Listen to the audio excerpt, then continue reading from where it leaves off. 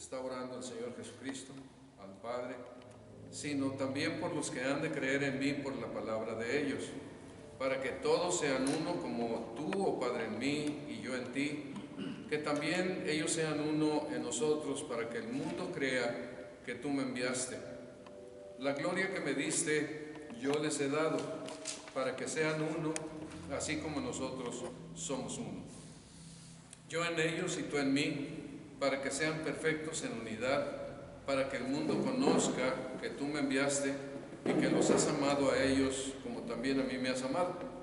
Cuando comenzábamos las reuniones, una persona me dijo: oye, qué compromiso tan grande tienen ustedes con un hombre unidos en Cristo.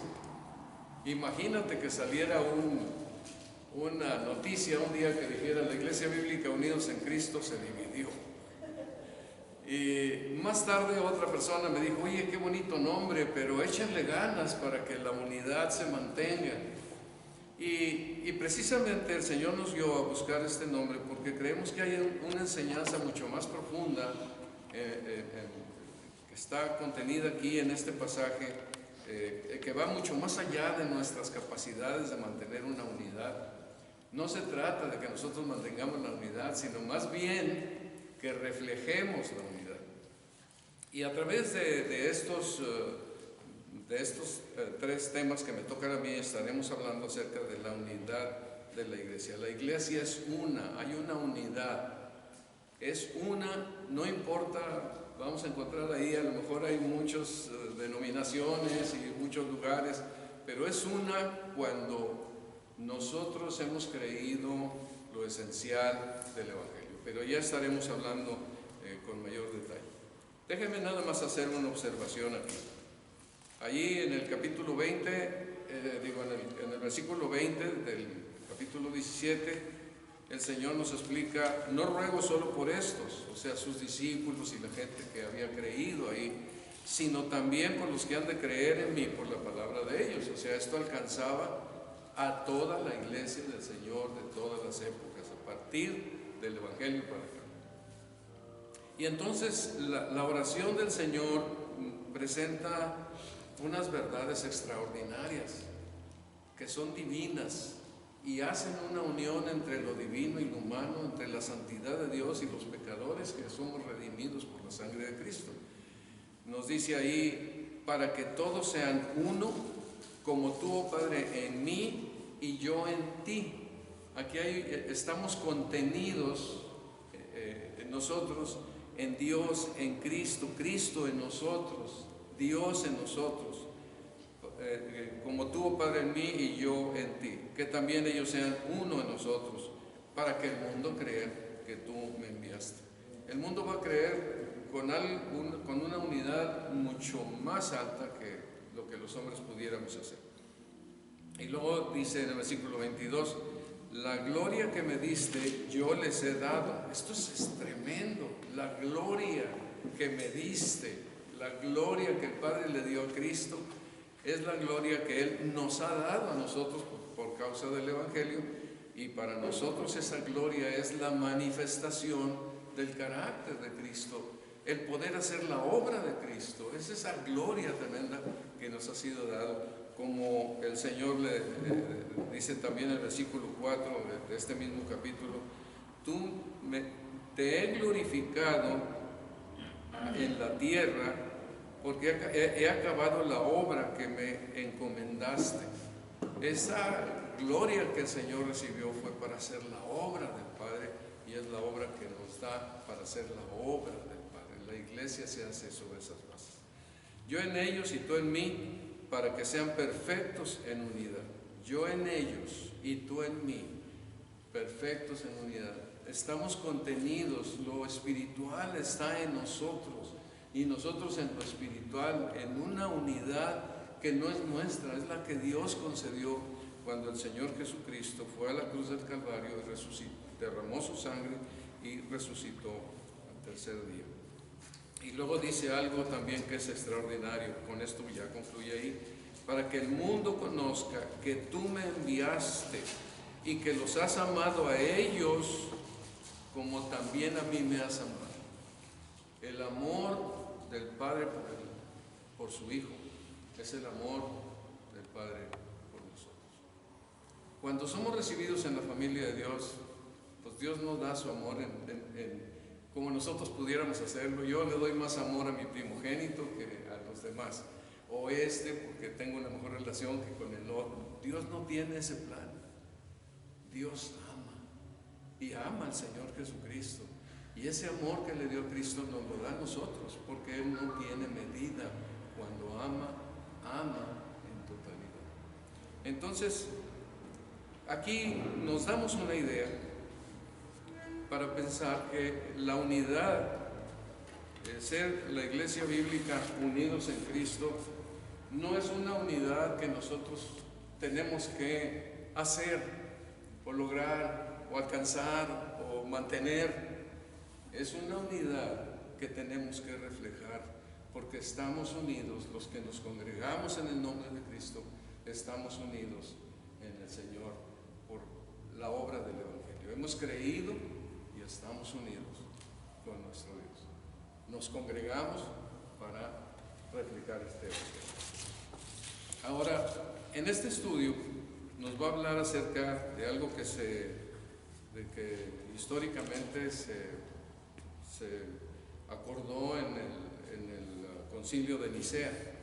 La iglesia desde aquellos tiempos se consideraba ya había aquí estas 4 palabras, que es: la iglesia es una, la iglesia es santa, la iglesia es católica o universal, y la iglesia es apostólica. Y a través de estos 9 sesiones estaremos hablando, diferentes hermanos estaremos hablando acerca de estos 4 puntos, 4 asuntos.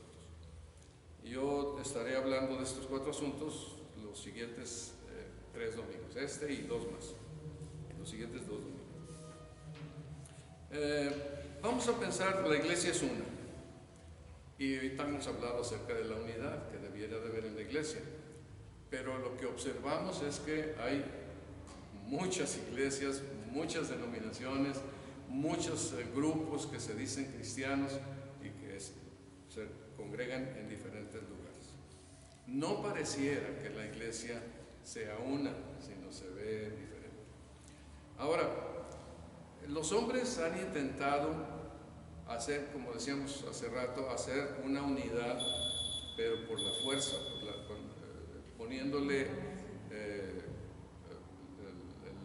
el interés o el entusiasmo o la fuerza.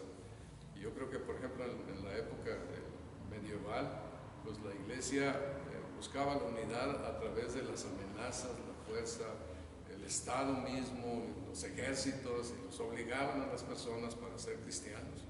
Pero eso no se logró nunca, ¿verdad? Lo que se tuvo fue un oscurantismo tremendo.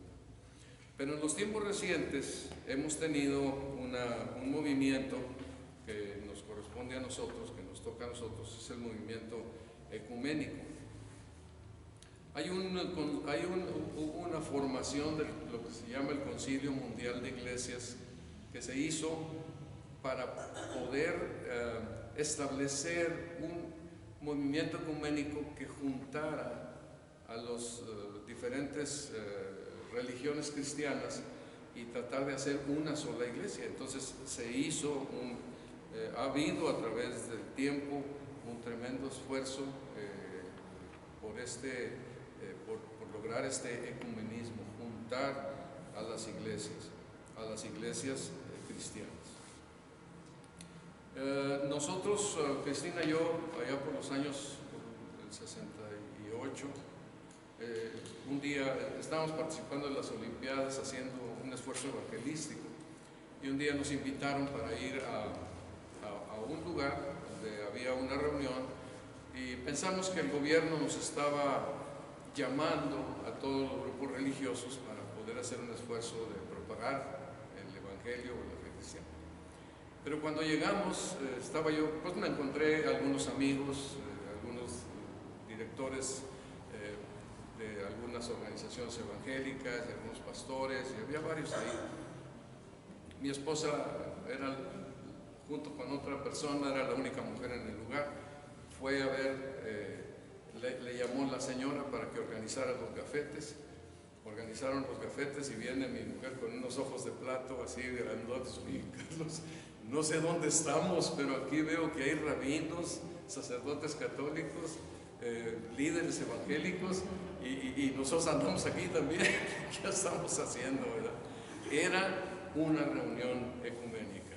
Se buscaba con mucha fuerza, porque estaba un obispo muy importante de la Iglesia Católica dirigiendo y varias personas ahí opinando.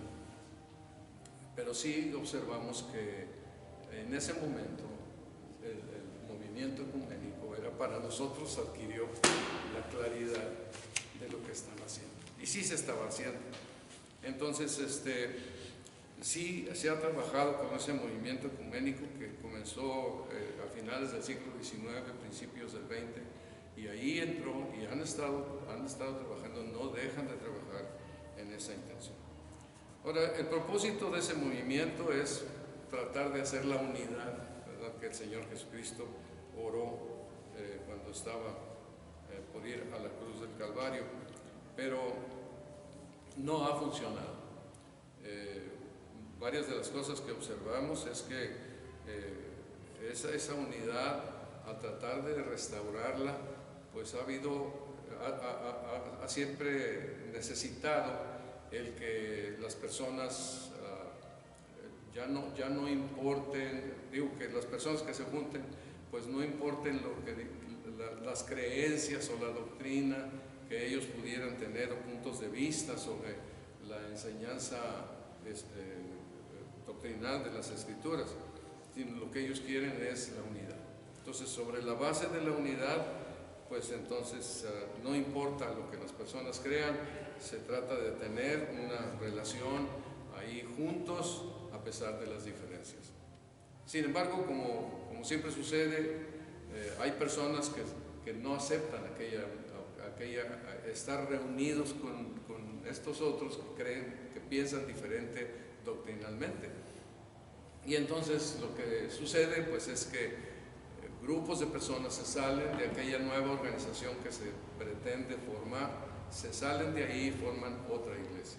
Y en vez de tener menos iglesias, pues la experiencia ha mostrado que van surgiendo más iglesias, porque más personas se están formando, teniendo movimientos religiosos, saliendo de unos para formar otros.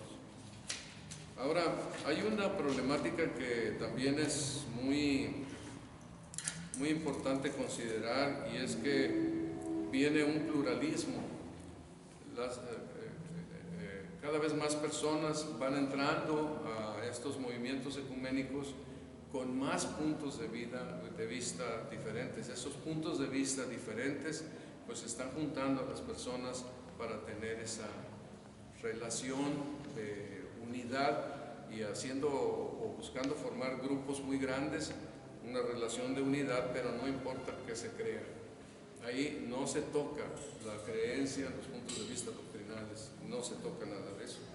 Recuerdo haber estado con el señor René Zapata, en algún momento lo habré comentado, y fuimos a una iglesia muy grande, tenía una cantidad de personas que se reunían ahí muy importante, 5,000 personas se hablaba. Y nosotros llevábamos un libro que se llama Una salvación tan grande, de Riley, y pues íbamos a proponerles al pastor en jefe de este movimiento que utilizara estos materiales, porque tenían sana doctrina, porque hablaban de esta enseñanza, y en especial le recomendamos el libro de Una salvación tan grande, cuando va explicando toda la enseñanza de la salvación, muchas implicaciones de ella, y todos los valores doctrinales importantes de las Escrituras. Y cuando terminamos ahí de exponerle los materiales, pues recuerdo que el señor Zapata le dice, ¿por qué no lo pones esto en tu escuela dominical, en los tiempos de enseñanza que tú tengas? Y lo que él nos dijo en aquella ocasión es no, porque si yo traigo esa doctrina aquí, pierdo gente, y yo no quiero perder gente. Yo quiero que el grupo siga grande, así que no nos comprometemos con enseñanzas doctrinales porque empezamos a discutir. Eso es lo que pasa. Personas se reúnen y en aras de la unidad, pues se pierde la enseñanza clara, se deja de lado, se vuelve relativa. Para muchos ya no es importante, para algunos ya no es importante ni siquiera la doctrina del pecado, de la maldad, del juicio eterno, del infierno, no es importante. Y no, porque eso lastima a las personas. Entonces, no puede ser eso. Esto no tiene nada que ver con el Evangelio. Así que, pues las iglesias van surgiendo, pero para evitar las disputas doctrinales van tolerándose. Y entonces viene ese pluralismo que contiene estos grupos grandes que se llaman cristianos, pero ya la enseñanza doctrinal queda relegada a relativa. No tenemos que usarla. Yo a lo mejor yo lo creo, pues, si el otro no lo cree, no importa. No tenemos que hacerle énfasis. Ahora, a medida que la iglesia ha ido, a medida que este movimiento ha ido creciendo y permaneciendo, pues el pluralismo ha ido creciendo. Entonces es más plural y más plural. De tal manera que ahorita el movimiento ecuménico tiene, por un lado, el movimiento ecuménico entre cristianos, luteranos, ortodoxos, anglicanos, romanos, de Iglesia Romana, están tratando de juntar todos estos en ese pluralismo en un movimiento ecuménico. Pero también el movimiento ecuménico, motivado por el mismo Concilio Mundial de Iglesias, está tratando de unir cristianos con judíos. Entonces el movimiento ecuménico va creciendo, ¿verdad?, hacia ese punto. O también cristianos con musulmanes. Armar una unidad, pero tolerando las diferencias tan enormes que pudiera haber con los musulmanes. Y por el otro lado también hay cristianos y otras religiones tratando de establecer una unidad con, pues, todas las otras religiones sintoístas o de ese tipo, ¿verdad?, que están tratando de juntar en una unidad, en un grupo, que se vea que la iglesia es una y que no divide, sino que estaba escuchando que en el año pasado, creo que fue el año pasado, a principios, en España, en algún sector de España, estaban haciendo un movimiento para fomentar la unidad ecuménica.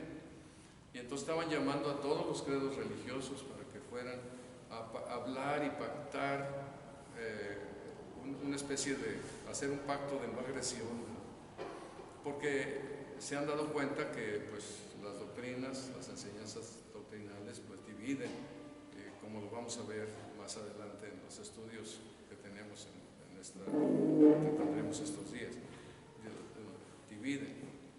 Y la idea es, vengan, vamos a quitar todas las cosas que nos pueden dividir, vamos a anular todo aquello y vamos a hacer una gran fraternidad, ¿verdad?, de iglesias, no importa nada, todos vengan y vamos a hacer una gran fraternidad. Pero de ahí lo que sigue es algo así como lo que está pasando con las vacunas. Estos que no quieren tomar la vacuna, entonces vamos a limitarlos, vamos a ponerlos de lado, ¿verdad? Empieza la presión. No sabemos a dónde vaya todo esto, pero el Señor está en control. Él es el que está en su trono y Él, pues, permitirá, pues, las razones que Él sepa, las razones que estén en su control, que esto siga avanzando como ha ido avanzando. Pero por otro lado, también se va definiendo la iglesia verdadera, aquellos donde el Evangelio de Jesucristo vive. Entonces, algo que nos debe hacer pensar es que lo que nos dice aquí el señor Sproul es: si eres parte de una iglesia, ¿por qué perteneces a ella?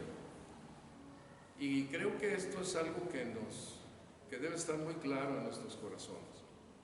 Nosotros vamos a una iglesia, pues no por el pastor, no porque tengan buena predicación, que lo hagan muy bien las personas que participan, o la música, o el programa en particular, o las comodidades que se tengan. No, no es eso. Nosotros vamos a un lugar para ver qué creen. ¿Qué es lo que se cree? ¿Cuál es la doctrina? Porque esa es la doctrina que nos sostendrá en una unidad fortalecida con el poder del Espíritu Santo. Estando en una serie de conferencias con el señor Jim Getz allá en Dallas, alguien sacó unas estadísticas diciendo que las personas cada 4 años cambian de iglesia. Se están en una iglesia 4 años y luego cambian de iglesia, 4 años cambian de iglesia. Pero muchas veces el motivo es solamente un disgusto por cosas superficiales, no por fundamentos de la fe. Y era lo que estaban insistiendo en aquella reunión, que nosotros debemos estar sobre la base de la doctrina. Y también que cuando la palabra de Dios habla de que somos unidos en Cristo Jesús, no es algo que nosotros obligamos, sino, como decía al principio, es algo que nosotros manifestamos en nuestras vidas, manteniendo la unidad a pesar de las posibles diferencias que pudiera haber por cuestiones de forma o de manera de hacer las cosas, sino mantenernos en la enseñanza de la doctrina de la palabra de Dios, porque esta es la que en realidad nos une, esta verdad. Así que aquí, pues, no tener una tendencia de ir de un lado a otro, sino buscar la doctrina y permanecer en la doctrina y ser establecidos en la doctrina. Entonces, esto es una de las cosas fundamentales que nosotros tenemos en cuanto a la iglesia. La iglesia es una porque está unida por la doctrina. La iglesia es una porque todos aquellos que han creído el mensaje del Evangelio y han nacido de nuevo y siguen la doctrina de la palabra de Dios, entonces con el poder del Espíritu Santo, con la gracia que nos ha sido dada, nosotros mantenemos, reflejamos esa unidad, porque esa unidad es importante para que el mundo crea, para que el mundo conozca que Cristo fue enviado por el Padre a este mundo, ¿verdad? Entonces, esto es uno de los aspectos muy importantes y muy fundamentales, ¿verdad? Que para nuestra vida es esencial. Entonces, cuando platicamos de estar unidos en Cristo, pues no estamos nosotros haciendo esa unidad, la estamos reflejando.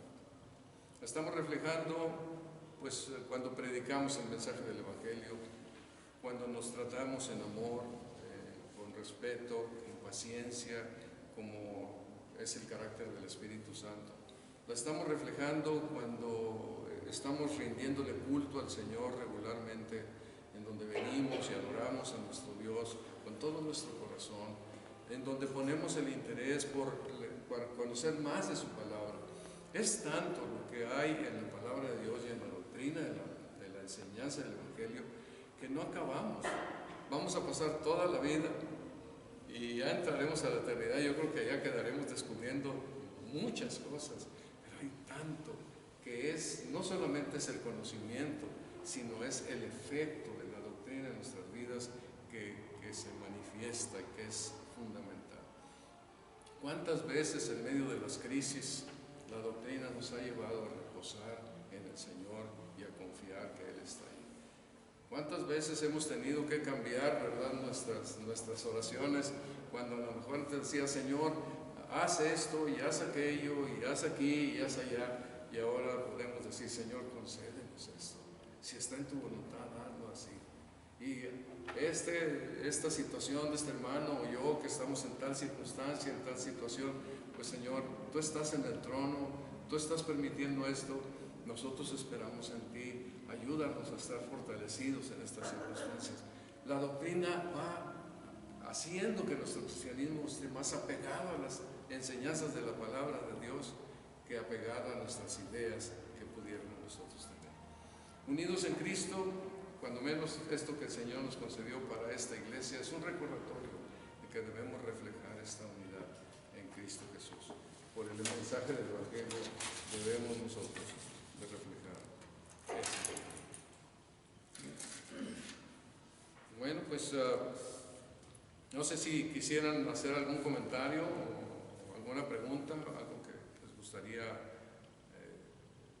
pues compartir. ¿Sí, José Luis? Pues ahorita con las estadísticas que dice que cada 4 años la gente cambia de iglesia, nosotros ya tenemos 3, ¿no? No diga eso, no diga eso, queremos seguir aquí. No, bien, es que yo pienso que como Dios, Cristo y su palabra, el Espíritu Santo es prácticamente lo mismo. A veces en este tipo de cosas la gente se enfoca más en la situación de la letra que en la situación espiritual, porque yo he notado, gracias a Dios, que es precisamente lo que se predica aquí, que unos unidos, pero como ahorita bien dijiste, no tenemos la capacidad por nosotros mismos de poder llevar a cabo la unidad. Esa la provoca el Espíritu. Sí. Y a veces yo me pongo a reflexionar y digo yo, imagínate que yo viviera en la casa del apóstol Juan, y decirle, oye, ¿me das permiso de ir aquí con estos hermanos que piensan otras cosas diferentes al Evangelio, pero pues es que quiero ser amigo de ellos? La respuesta que tiene el apóstol Juan para este tipo de situaciones que en ese momento él estaba enfrentando, ¿sí? Y yo siento que la unidad sí la da en gran parte o en su totalidad el Espíritu Santo en el corazón de las personas. Y eso es lo que yo creo, y se va a ir depurando la iglesia del Señor, se va a ir depurando para recibir.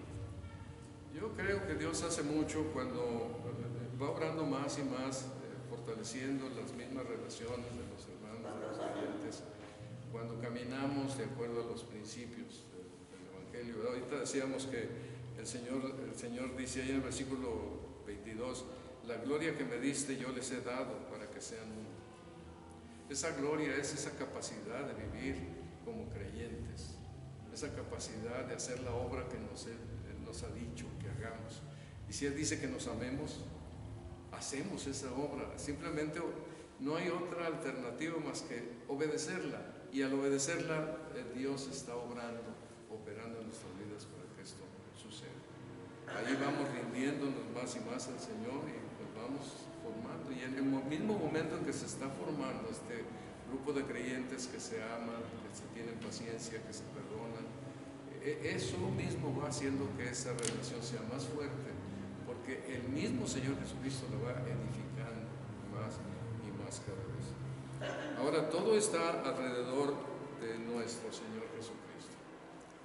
Algo que nos dice en Efesios, está todo alrededor del Señor Jesucristo, porque lo que nos dice en Efesios es que tenemos un Señor, una fe, un bautismo y un Padre que es sobre todos y en todos. Esto es lo que nos tiene a nosotros enfocados en aquello que trae la unidad. Y eso manifiesta la unidad. Nos importa no el movimiento, no el nombre, no la iglesia local, nos importa la gloria de Dios. Y esto se hace por medio del Señor Jesucristo. Así que estar enfocados en el Evangelio y en Cristo pues será realmente la obra en que la gracia de Dios nos ayudará a mantenernos para que la doctrina sea la que nos fortalezca en el interior y Dios pueda hacer por su Espíritu Santo la obra en todos nosotros, de tal manera que seamos una iglesia espiritual, ¿verdad? Que se ama, que ama la obra de Dios, ama la iglesia, ama la relación entre creyentes, todas estas cosas que la palabra de Dios nos va a enseñar.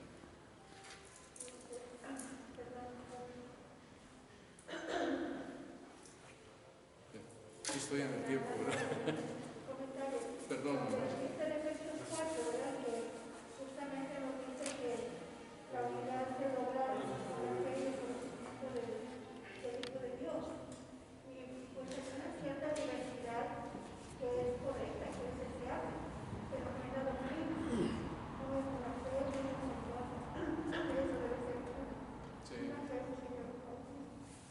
pues estaremos viendo que pues hay cosas esenciales en las que nosotros estamos centrados y buscando al Señor. Y hay cierto pluralismo, ¿verdad?, de ideas, pero todos vamos con un corazón yendo hacia donde el Señor nos va guiando para tener una solidez. Ya lo estaremos viendo. La próxima semana veremos La Iglesia es una y después estaremos viendo otro tema acerca de la. Entonces, con el favor de Dios, el próximo domingo estaremos continuando con el tema. Yo creo que es nada más para aclarar o enfatizar un poco.